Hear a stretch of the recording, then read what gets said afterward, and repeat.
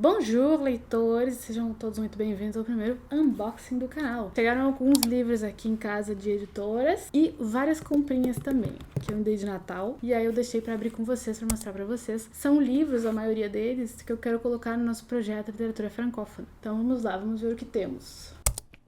O primeiro que a gente tem aqui é do Pacote de Textos, para quem não conhece. É um clube de assinatura de livros, todo mês então recebe um livro em casa. E o legal desse clube aqui é a curadoria. Na minha opinião, é uma das melhores curadorias que tem por aí de clube. Eu gosto muito, eles sempre acertam, pra mim pelo menos. E o custo-benefício é bem legal. Quem tem vontade de assinar um clube, né, ainda não assina, dá uma olhadinha no site deles, porque as opções de assinatura são bacanas. E eles sempre enviam nomes interessantes, assim, bem diversos, de lugares bem diferentes do mundo, e autores premiados, assim, né, então que tem aí um bom... Então é bem legal. Olha só, esse aqui, vamos ver qual é a história dele. Acompanhamos a história de Nuri. Sua mãe morre quando ele ainda era uma criança. Pré-adolescente, ele conhece e se apaixona por Mona, que, no entanto, se torna sua madrasta. Um dia, Nuri vai inclusive desejar que o seu pai desapareça, desejo do qual ele vai logo se arrepender. Tenso.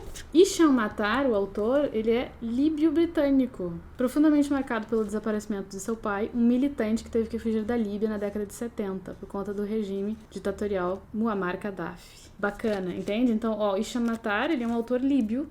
Nunca li um autor líbio, então muito legal, entende? Por isso que eu gosto da curadoria do Pacote, porque ele manda coisas bem diferentes e aparentemente de autores menos, né, que tem um nome menos conhecido aqui no Brasil, apesar de lá fora terem já sido muito traduzido e ganhado vários prêmios. Então bem legal, ó, Anatomia de um Desaparecimento. Essa capinha aqui é o clube que faz, né, mas a capinha do livro, se vocês quiserem procurar por aí também, é essa aqui. Ele vem sempre com marcador também, é bem bonitinho, eu gosto muito do clube. O que mais temos? Vejamos. Olha só, livro novo de Walter Ugumãe. É o último lançamento dele, se eu não me engano, As Doenças do Brasil, com prefácio da Conceição. Adorei. Nesse livro aqui, Walter Ugumãe inventa um povo, um tempo e uma linguagem própria, que dê conta de fazer ver pelos olhos do outro. Bem legal. O livro remonta a história lá do início, da época da colonização do Brasil, os portugueses chegando aqui, pelo que eu ouvi dizer, e essa história me interessa bastante. Eu li recentemente o livro que se chama O Som do Rugido da Onça, e a autora faz isso também, ela reconstrói a época da colonização, mas ela vai dar a voz para duas crianças indígenas. Então, a gente olhar para esse momento da perspectiva, né, de quem estava aqui sofrendo é muito bacana. E é mais ou menos isso que o Walter Ugumãe vai fazer nesse livro aqui, ó. Honra e meio da noite, fogem mata dentro. Eles tentam escapar da fúria branca, que extermina todos aqueles que não conseguem escravizar. Então, é sobre a chegada do branco, julgada de boa fé no primeiro instante, que produz toda sorte de pestes e bestialidade. Walter Ugumãe falando sobre isso deve ser bem interessante, gente. É, português falando sobre a chegada dos portugueses no Brasil. Bem legal esse livro aqui. Muito obrigada, Editora Globo. Muito obrigada. Que mais? Ó, da Record, do Grupo Editorial Record, temos As Vozes do Deserto, da Nélida Pinhon. Essa autora tá super bem falada, né, ultimamente. Esse livro dela tá bombando, eu acho, porque ele tá rolando por tudo aí na internet. É uma releitura dos contos das Mil e Uma Noites, né, que povoaram a imaginação de um sem número de leitores. Vai falar sobre a mulher de quem a fabulosa criação oriental nos deu apenas o vulto escondido entre as dobras do véu muçulmano. Pelo que eu entendo, ela vai fazer uma releitura do ponto de vista mais da mulher, né? Então é uma narradora que vai contar essa história. As histórias, né, imagino eu, das Mil e Uma Noites. Ai, cheiro bom, gente. Cheirinho de livro novo. Ele parece grande, mas as letras são grandinhas também. Ele parece relativamente tranquilo de ler. E a Nélida, né, uma autora que estrelou lá em 1961. Ela estudou em várias universidades aí fora do país, super premiada, né? Em 2012 ela foi embaixadora ibero-americana da cultura e agora lançou recentemente esse livro aqui. Então bem interessante aí para quem curte autores nacionais. Esse ano eu pretendo ler bem mais autores nacionais. Esse aqui já foi pra lista. Veio também o Manifesto Comunista, né, uma nova edição aí, preparação da Sabrina Fernandes. Quem será Sabrina Fernandes? Doutora em Sociologia e pesquisadora do Grupo Internacional de Pesquisa sobre o Autoritarismo e Contra-Estratégias da Fundação Rosa Luxemburgo. Desculpa. Então, provavelmente tem um prefácio dessa moça, onde ela vai comentar essa obra, né? Isso é legal, gente. Sempre que vocês quiserem comprar um livro, se ele tiver uma introdução, ou um prólogo, ou texto de apoio, melhor. Sempre mais... Quer dizer... Sempre não, né? Eu gosto de ler textos de apoio, alguma coisa que enriqueça ainda mais a experiência de leitura, né? Então acho que essa é a proposta dessa edição nova do Manifesto Comunista. A primeira vez que eu li o Manifesto Comunista foi em quadrinhos. Um primo meu me deu uma edição do Manifesto Comunista, nem sabia o que era comunismo ainda, e ele me deu pra eu ler em quadrinhos. Devo ter aqui o livro ainda, uma hora eu acho e mostro pra vocês. Temos aqui mais algumas coisinhas do Grupo Editorial Record. 2 ganhadores do Prêmio Sesc, ó, ambos de 2021. Esse aqui, que a casa criou, do Diogo Monteiro. Não conheço. Entre com cuidado neste livro. Você vai se assustar com as crianças defuntas com algodão no nariz, com as misérias e tristezas que se espalham pelos 16 contos de O que a Casa Criou. Você vai querer fugir, mas suas pernas o manterão preso à cadeira até que a última gota seja sorvida. Gostei. No seu livro de estreia, então, o primeiro livro do Diogo Monteiro, já levou o prêmio Sesc. Bacana, hein, gente? Ele se apresenta como um autor digno de figurar ao lado dos melhores nomes da literatura brasileira contemporânea. Que legal, bem interessante. 16 contos curtinhos. Gostei, vou ler. Eu gosto dessas coisas meio doidas. Esse aqui, não entendi muito bem. Bom, é um livro premiado do Fábio Horácio Castro, que ele é paraense, ó, mas eu não entendi o que é o livro dele, não. Deixa eu ler pra vocês, ver se eu tô louca. Aqui, a carne da memória sussurra histórias e nos instrui. Não há leituras secundárias. Ok. Incursionamos por países secretos. Atravessamos pequenas almas na pátria dos exilados. Num recontar de quando se nasce, com toda a história já decidida, a vida demanda reescritura. Profundo, né? A lenda é de um réptil que vai por dentro, na azulejaria, em poços ou espelhos, que nos confronta com a moral familiar, os simbolismos, as muralhas do espírito. Nossa, mais pra baixo. Crônicos paradoxos, Lisboa e a Revolução dos Cravos, Paris, pátria superposta, a África em guerrilhas. E o que pode ser o Brasil? Entre parênteses, uma pergunta. Que loucura! Aí termina assim: o réptil se completa na prática do jogo. Sem busca, desaparecerá. Será silenciado ou se transformará num homem arrogante em ternos brancos. Pois jogue. Este, o réptil melancólico, nos enseja um mundo de percepções inegavelmente corajosas e necessárias. Soa bonito. Não entendi do que se trata, mas fiquei curiosa. Coisa meio Guimarães Rosa, será? Essa linguagem, assim, meio doida. Vou ler pra gente descobrir do que se trata. Só assim, porque eu não entendi nada que a contracapa tá dizendo. Vamos ver o que mais. Esse aqui é meu, de mim pra mim, do Michel Houellebecq. É um dos autores mais polêmicos e mais famosos da atualidade na França. Porque ele é polêmico. Eu nunca li, porque eu confesso que tenho um pouco de medo dele. Porque tem muita gente que gosta muito, tem gente que odeia, porque ele é muito polêmico, ele traz temas muito tabu, assim, muito... Não que eu tenha problema com o tabu em si, mas ele fala de uma maneira meio forte dos tabus. Tem gente que detesta o cara, cria uma barreira, assim. E aí eu decidi esse ano transpor essa barreira, né? Não dá pra gente... Quando se trata de literatura, gente, não dá pra ficar muito no diz que me diz, assim. Inclusive, eu encorajo vocês a discordarem de mim. Porque o livro, ele nunca vai falar a mesma coisa pra mim, pra ti, entendeu? Vai ser sempre uma coisa diferente. Então, se eu gosto de um livro, não necessariamente vocês vão gostar. Se eu detesto um livro, não necessariamente vocês vão detestar. Tem que ler para ver. Então, eu vou ler para ver. Submissão do Michel Houellebecq, que é uma história meio doida. Se passaria no futuro, mas na verdade se passa em 2022, né? Quando ele escreveu o livro, 2022 era o futuro. E aí, nesse futuro, um candidato de uma...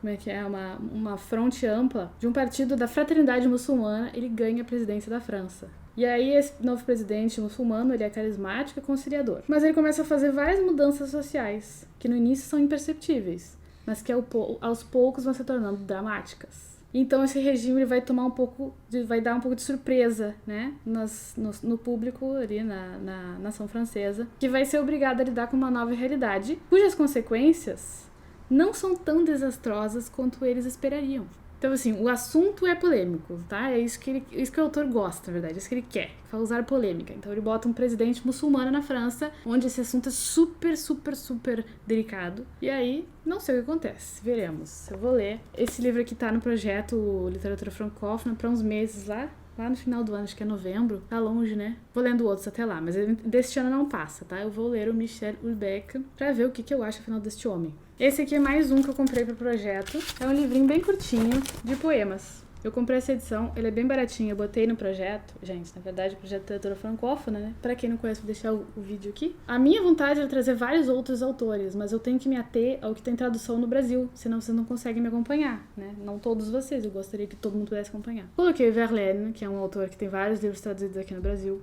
E essa edição, ela é muito boa e ela é bem baratinha. Eu acho que eu comprei por R$15 esse livro. E ele é bilíngue. Ele tem uma longa introdução sobre a poética do Verlaine, olha só, inclusive em francês tem, depois ele explica em português, tá? Ó, ele vai explicando a poética do Verlaine, dá pra ver? E depois os poemas têm versão bilíngue, ó, L'amour par terre, o amor por terra, entendeu? De um lado tem uma coisa, do outro lado tem outra coisa. Então essa edição aqui, ele é bem legal. E aí tem umas caricaturas que ele fez no final, ó. Ele desenhou o Rimbaud, por exemplo, outro poeta francês. O desenho dele.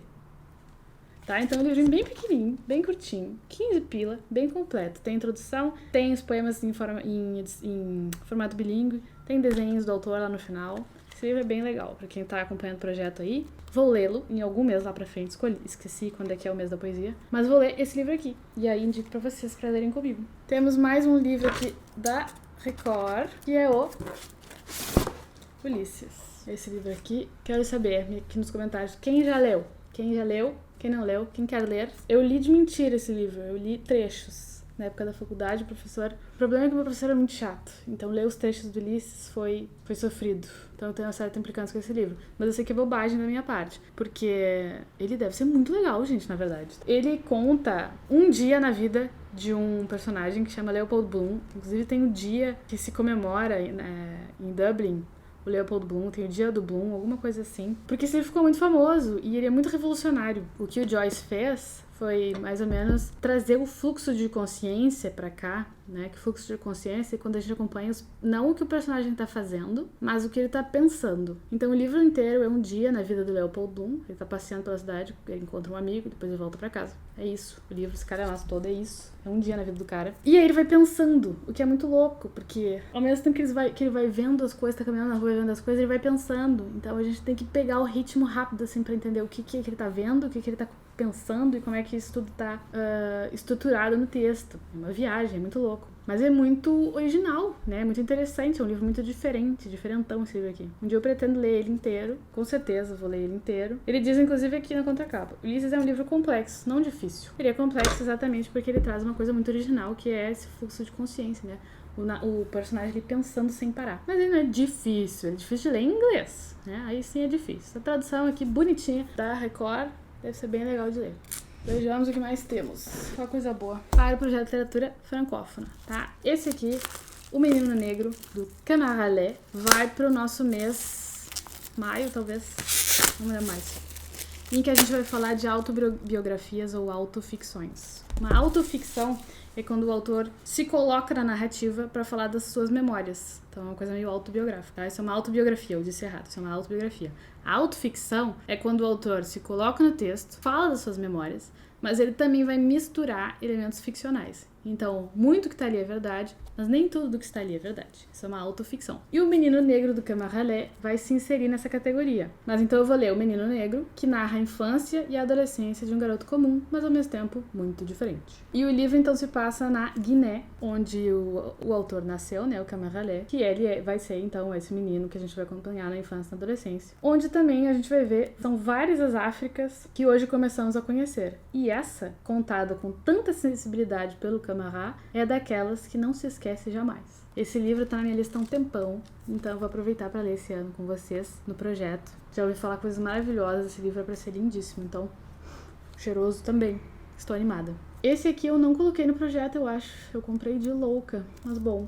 Vou ler também esse aqui do Edouard Louis, que é outro autor. É um autor que eu tenho um pouco de resistência com ele também, porque ele aparentemente é muito pesado. O Edouard Louis, ele é um outro autor, tá? Isso de autoficção e autobiografia é uma trend para autores franceses. Eles adoram falar de si mesmos nos livros. E o Edouard Louis, que é um autor francês contemporâneo, não é exceção à regra. Então, nesse livro aqui, História da Violência, ele vai contar quando, na véspera de Natal de 2012, ele foi estuprado e quase assassinado por um rapaz que ele havia acabado de conhecer. Então, pelo que eu entendi, ele conheceu esse cara e eles se deram bem, né? Eles foram, enfim, estavam conversando, estavam se conhecendo. E esse cara, desgraçado, vai estuprar, vai quase matar o Edouard. E aí, nesse livro aqui, o Edouard vai contar sobre isso. Então, eu nunca li esse livro porque eu tenho medo desta história. Eu acho que deve ser pesadíssimo, sério, um horror. Mas esse livro também é muito premiado. Dizem que assim, apesar de ser um soco no estômago... Ai, olha a imagem, coitada. Apesar de ser um soco no estômago, é lindíssima a forma como ele conta a história, né? O estilo da escrita, tudo isso é muito bonito. Então eu quero conhecer esse autor, né? que é sensacional, todo mundo diz. Eu vou encarar aí essa história pesadíssima pra conhecer ele. Tem bem cara de francês o Eduard, olha. Então vou ler, depois eu conto pra vocês. Esse livro aqui não tá exatamente num dos livros que eu previ pra ler esse ano no projeto de literatura francófona, mas provavelmente eu vou indicar ele nessa categoria, né, de autoficção, autobiografia, junto com O Menino Negro. Então eu vou falar mais dele pra vocês mais pra frente. Esse aqui sim, O Herança, do Miguel Bonnefoy. Este está no projeto de literatura francófona, lá no final do ano também, não lembro qual é o mês. Mas eu selecionei esse livro para ler porque ele é o Miguel Bonnefoy, ele é um bom representante da cultura francófona. Ele é franco-venezuelano, então isso deve ser bem legal. Essa mistura, assim, de cultura francesa com venezuelana deve dar um livro bem curioso, um autor bem curioso. Estou animada para lê-lo. E aí, ó, só o resuminho aqui. Neste deslumbrante afresco que se desenrola em ambos os lados do Atlântico, Miguel Bonnefoy pinta o retrato da linhagem de uma gente desenraizada, cujos terríveis dilemas, habitados pelas feridas de uma grande história, revelam sua profunda humanidade. A gente vai acompanhar uma família aqui, a história é um drama familiar, então vou ter vários personagens, um pouco a lá 100 anos de solidão, eu acho. Mas o livro parece, curtinho, assim, então acho que essa família, assim, ela não é tão grande, tão longa, mas vamos ver, eu vou ler. Esse livro está no projeto, a carinha dele. E aí, mais pra frente, quando eu ler, eu conto mais sobre pra vocês. Por último, que chegou aqui, é uma caixinha que fez cartão de crédito chora. Mas eu comprei esse aqui, porque tava na minha lista da Amazon há um tempão. Não baixava nunca de R$150. E aí, um desses dias baixou e eu paguei R$79. Então, foi um bom desconto. Daí eu comprei, não me aguentei. É este box aqui, do Conde de Monte Cristo. Ele é lindão. Tem até um tecido estranho. Mas enfim, o Dumas eu lia muitos anos, quando eu era guria, quando eu era adolescente. E eu nunca mais estudei ele muito a fundo, nunca mais peguei ele pra ler. Então eu tô querendo fazer uma releitura tanto do Conde quanto dos Três Mosqueteiros, que são livros que eu gostei muito de ler quando eu li. E que aí, enfim, muitos anos passaram, né, gente? Quero reler pra ver a história de novo. Eu tenho esse problema, os livros que eu gosto muito eu fico relendo de tempos em tempos. E é linda a edição, entendeu? Então é uma desculpa pra eu reler. Ó, vou tentar mostrar pra vocês. Ele é ilustrado, onde você aparece. Então, de vez em quando aparecem ilustrações no livro. Queria mostrar mais uma pra vocês. Deixa eu ver uma bonita aqui. Então, ao longo do livro vão aparecendo ilustrações. Ele é de capa dura. Ele também é cheiroso. Ele tem a fitilha. Então, assim, coisas que eu tô dizendo mais pra mim mesma. Porque, enfim, custou R$80. E aí tem o tomo 2 também.